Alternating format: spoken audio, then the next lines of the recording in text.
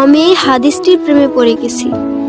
আপনি যখন নীরবে ঘরে বসে কান্না করেন, আল্লাহ তখন ফেরেশতাগণদের উদ্দেশ্য করে বলেন, কোন জিনিস আমার এই বান্দার চোখে পানি আনলো?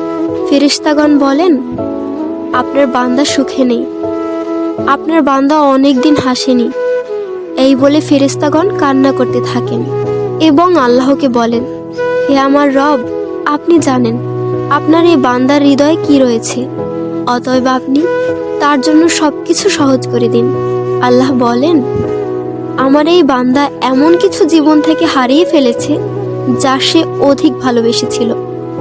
অতএব আল্লাহ বলেন, আমি শপথ করছি, আমার বান্দা তার জীবন থেকে যা হারিয়েছে এর চেয়ে উত্তম জিনিস তাকে এনে দেব, যা দেখে দুনিয়া ও আখিরাতের সবাই বিস্মিত হবে। আলহামদুলিল্লাহ।